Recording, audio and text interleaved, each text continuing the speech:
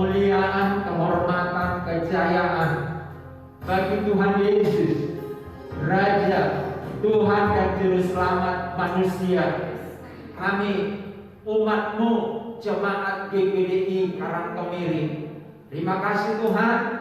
Kami siapkan hati kami menjadi tempat firman Tuhan. Semua pelayan Tuhan yang sudah ambil bagian, lawat dengan kasih dan berkat-Mu.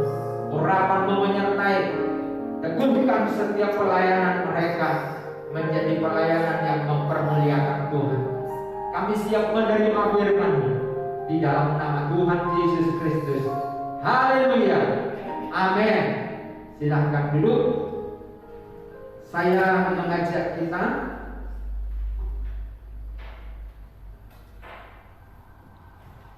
untuk membuka Alkitab kita masing-masing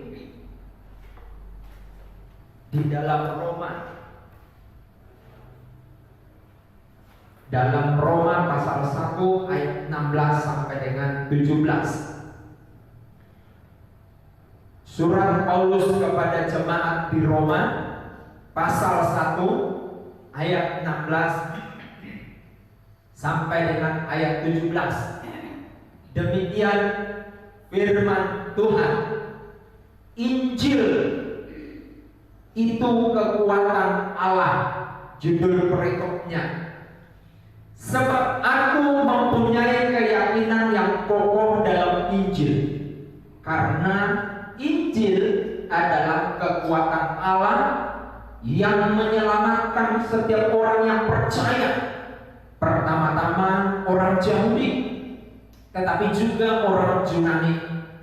Ayat 17, sebab di dalam Injil tersebut nyata kebenaran Allah yang bertolak dari iman dan memimpin kepada iman, seperti ada tertulis, orang benar akan hidup oleh iman. Haleluya. Saudara-saudara yang dikasihi oleh Tuhan Yesus, Injil itu kekuatan Allah. Saya ambil kata itu menjadi tema yang akan kita renungkan pagi hari ini, Minggu 31 Oktober 2021. Haleluya. Besok kita sudah masuk November. Pohon Natal sudah boleh dipasang. Haleluya. Kalau di Manado Oktober sudah berdiri pohon Natal. Ya. Jadi saya waktu 2018 dari Manado itu Oktober, ya bulan Oktober itu pohon Natal sudah berdiri. Lagu-lagu Natal sudah diperdengarkan. Dan saudara-saudaraku yang dikasihi oleh Tuhan, persis seperti di sini. Kalau pagi itu, haleluya, toa gereja itu ada pujian setiap pagi, ada firman, ada doa syafaat. Antara 15, 20, 30 menit itu setiap hari. Jadi atmosfer di daerah itu dipenuhi dengan suara kebenaran firman Tuhan. Kalau di sini adanya, kalau di Tondano, di Manado itu dipenuhi dengan firman Tuhan. Nah, saudara-saudara, kenapa kita harus penuhi? Karena Alkitab berkata, firman, Injil, kabar baik itu adalah kekuatan Allah.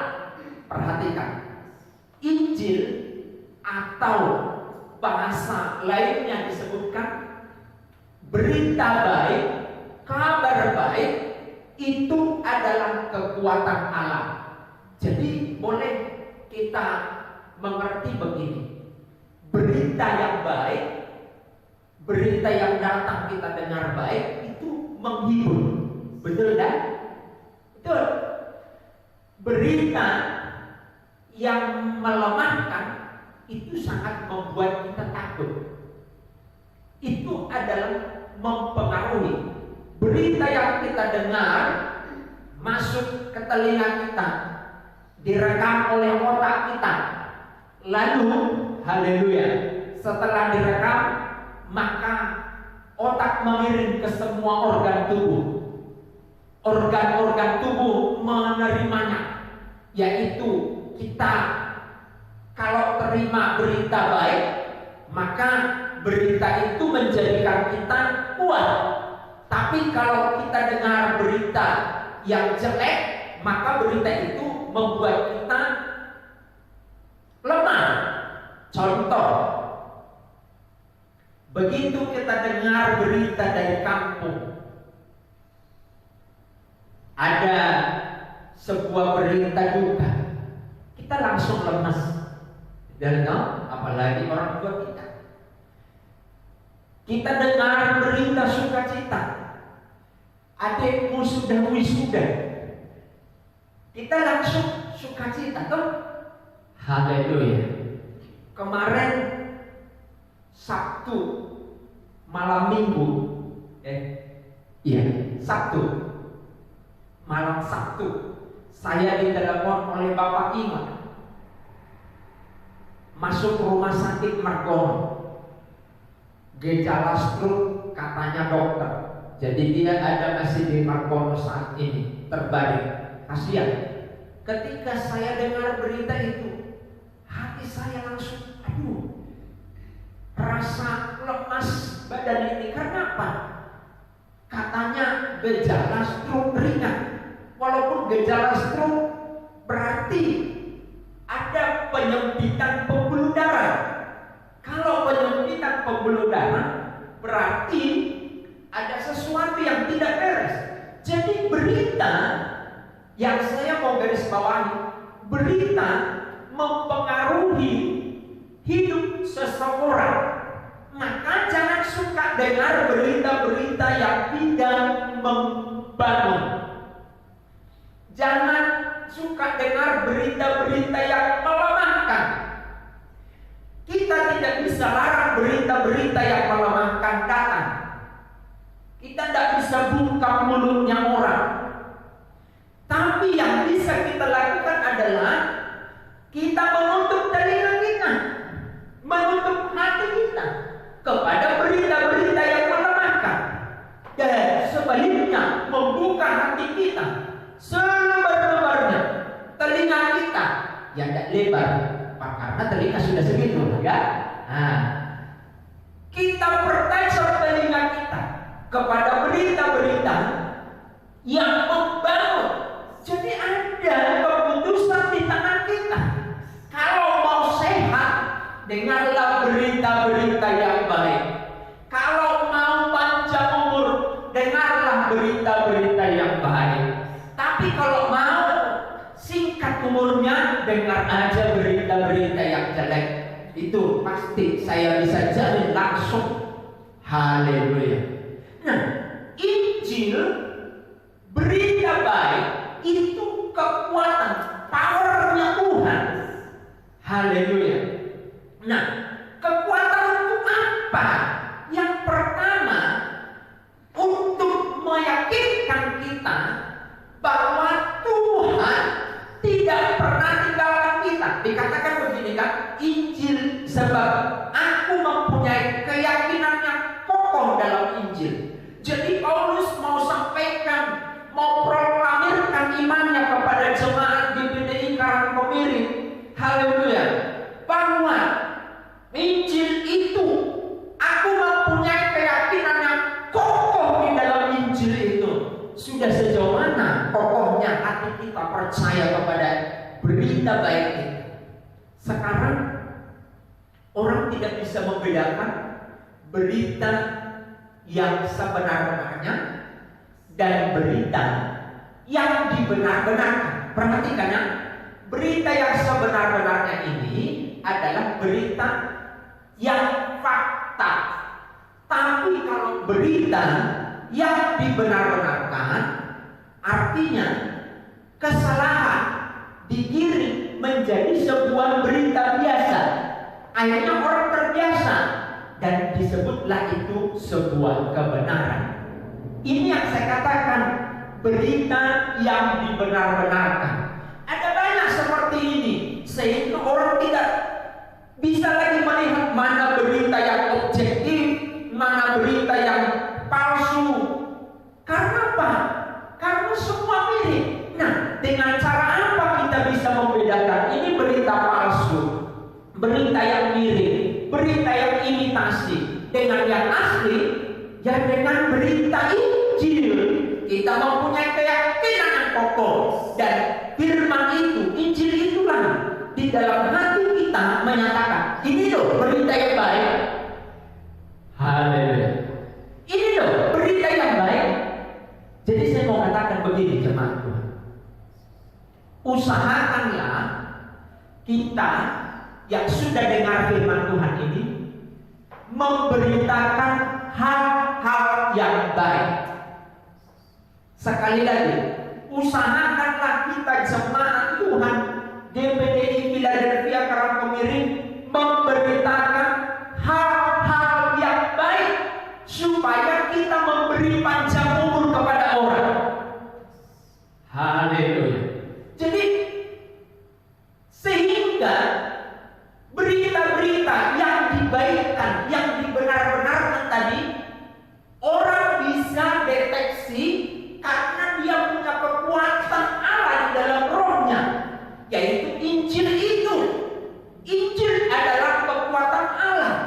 Maka itu yang memberi kita keyakinan yang kokoh, nggak goyang gitu loh. Ini berita kan antara si A misalkan memberitakan si B, padahal beritanya tidak seperti itu, tapi kayak asli begitu loh.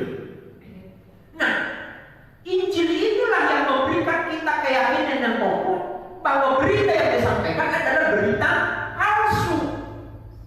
Haleluya. Maka Paulus bilang begini, sebab aku mempunyai keyakinan yang kokoh dalam Injil. Mari kita punya keyakinan yang kokoh dalam berita baik. Mari kita punya keyakinan yang kokoh memberitakan Injil. Haleluya. Ya, ketika kita mau mengambil keputusan usaha kita mau tanam saham, ini benar apa enggak? Injil kekuatan Allah itu memberitahu kita, jangan,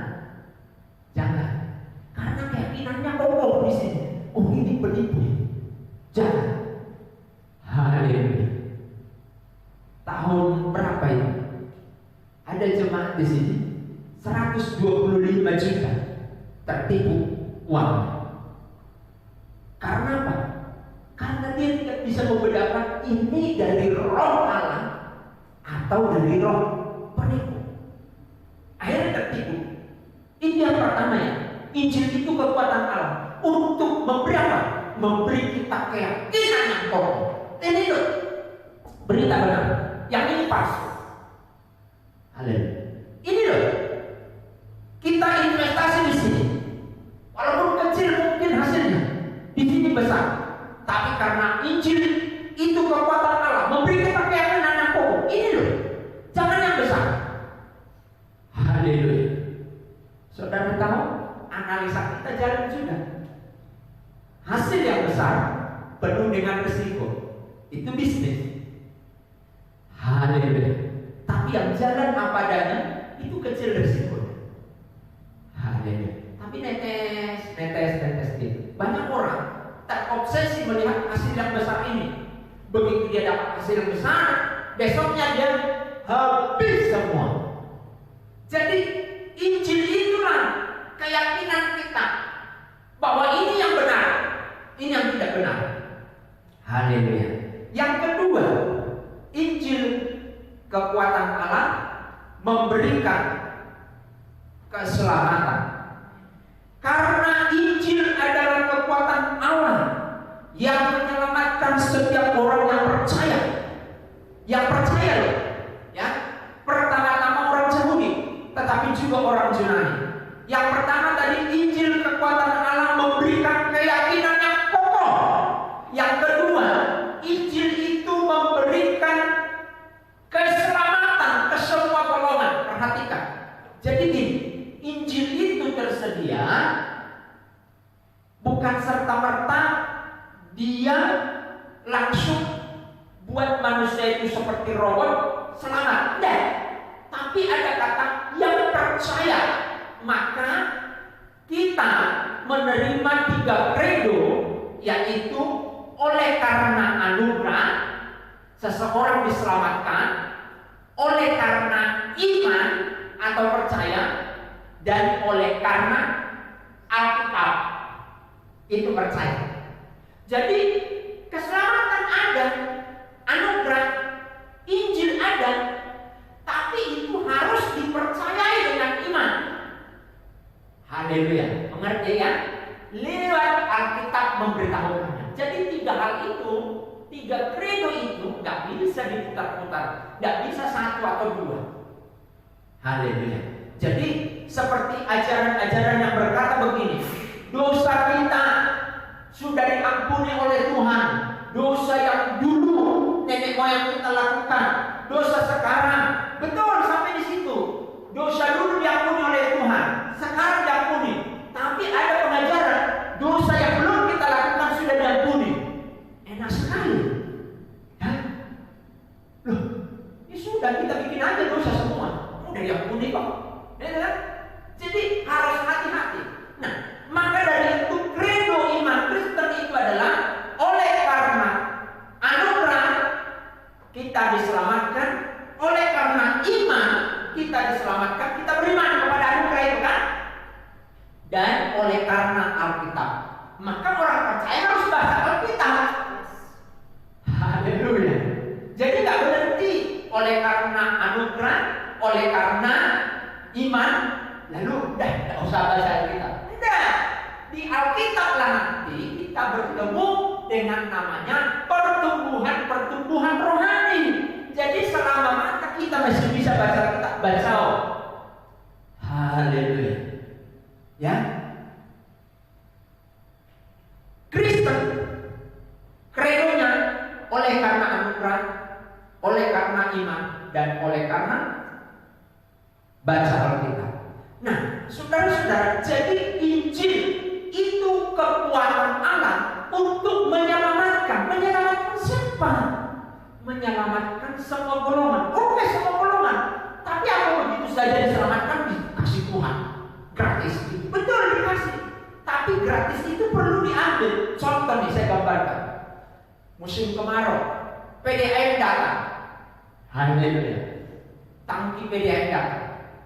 Ini anugerah, gambaran anugerah. Kita bawa ember enggak? Bawa jerigen, ngambilnya supaya air itu sampai ke rumah kita. Begitu. Nah, apa wadahnya? Ya, satu wadah. Entah itu jerigen, entah itu ember. Itulah firman itu. Jadi firman itu mendewasakan kita. Haleluya. Jadi Injil itu kekuatan Allah, mengokohkan keyakinan kita, yang pertama. Yang kedua, menyelamatkan semua golongan. Orang Yunani, orang Yahudi. Orang Yahudi itu siapa? Orang yang agamis.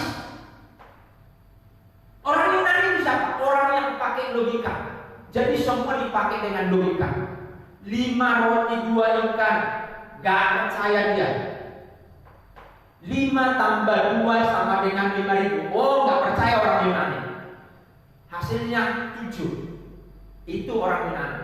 Tapi menyelamatkan, Injil itu menyelamatkan pola pikir yang menghalangi kuasa Tuhan bekerja. Haleluya.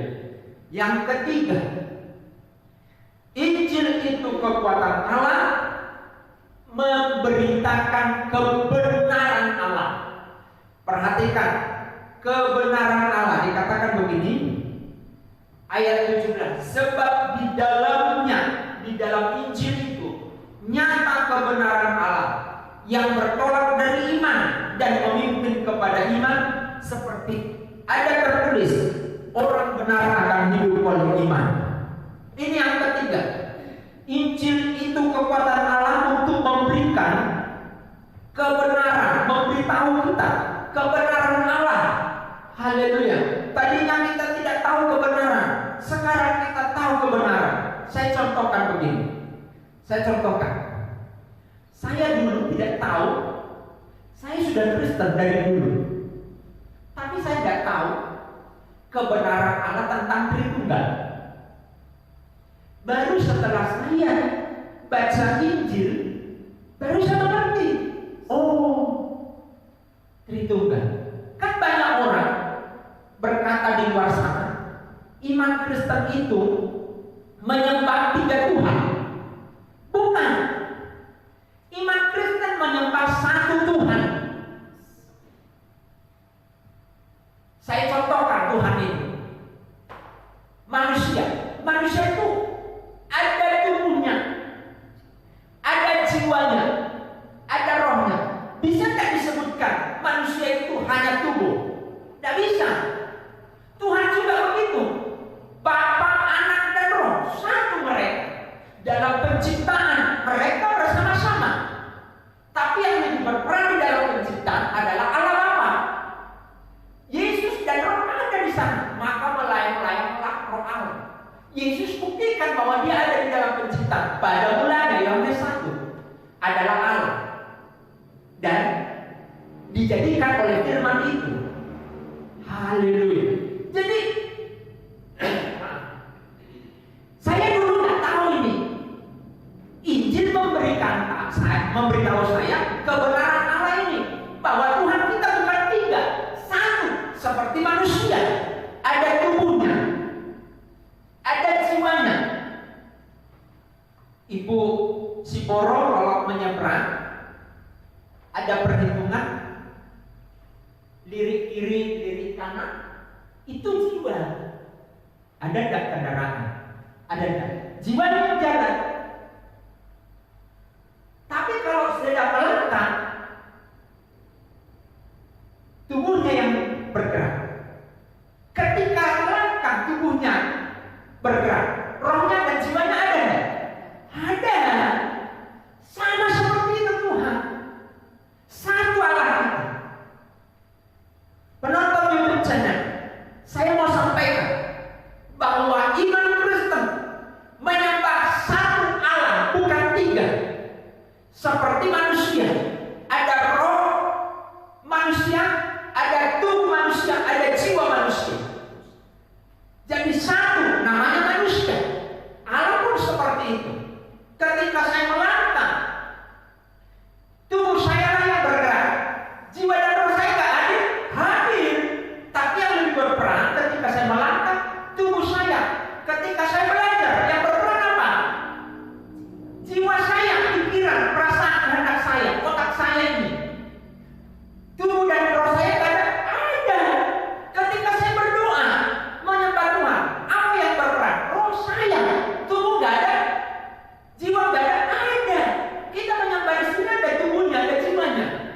Kalau hanya roh semua, itu genderuwo namanya. Ya kan? Jadi jelas ya, inilah kebenaran itu. Saya dulu nggak tahu ini, tapi setelah saya baca Injil, kabar baik. Oh, haleluya. Ini dia kebenaran. Jadi Injil itu kekuatan Allah memberitahu saya, ini loh kebenaran itu. Baca. Yang keempat, yang terakhir, dikatakan orang benar akan hidup oleh iman. Orang benar. Tadi kan begini, kekuatan Allah atau Injil itu mengokohkan iman kita. Yang kedua, menyelamatkan semua golongan. Yang ketiga, memberitahu kita kebenaran Allah itu. Ya. Dan yang keempat, kita hidup oleh iman, maka kita tidak perlu takut lagi. Kita hidup oleh iman. Kebutuhan kita tinggal kita imani kepada Tuhan. Apa yang kita lakukan bagian kita. Memberi pertumbuhan, hasil itu Tuhan. Saudara mau banting tulang sekuat apapun, kalau Tuhan tidak karuniakan berkat itu ke kita, Jangan harap. Maka dari itu jangan pakai logika kita. Makanya tadi disebutkan menyelamatkan semua golongan. Golongan siapa? Golongan orang Yunani yang pakai logika itu loh. Kan kita ini sering pakai logika. Boleh, salah enggak. Tapi bagiannya Tuhan jangan kita campuri. Hidup kita ini sekarang hidup oleh karena iman. Jadi segala sesuatu harus diukur dengan iman. Bertindak diukur dengan iman. Saya ngomong A berdasarkan Alkitab enggak? Begitu kan? Haleluya. Saya ngomong B berdasarkan Alkitab enggak? Begitu saudara. Saya berbuat ini, berdagang ini berdasarkan Alkitab enggak? Itulah yang dinamakan hidup kita hidup oleh karena iman. Pengharapan hanya di dalam Tuhan. Haleluya. Tuhan memberkati kita. Haleluya. Saya undang untuk bangkit berdiri. Saya mau berdoa untuk jemaat Tuhan. Angkat hatimu. Injil itu kekuatan Allah. Injil itu kebenaran Allah. Oh haleluya. Hamba-Mu telah menyampaikan firman Tuhan bahwa kekuatan Allah. Injil itu adalah kekuatan Allah. Mengokohkan iman kami di dalam Tuhan. Menyelamatkan semua golongan dan memberitahu kami kebenaran dan memberikan kami pengharapan. Berkati jemaat Tuhan, DPD Jemaat Philadelphia, di dalam nama Tuhan Yesus Kristus. Pemirsa YouTube channel DPD Philadelphia Karangkemiri diberkati oleh Tuhan dan terpujilah Engkau sekarang dan selama-lamanya. Terpuji Tuhan, kami terima berkat firman-Mu dan kami siap melakukannya dalam nama Tuhan Yesus Kristus. Haleluya. Amin. Silakan.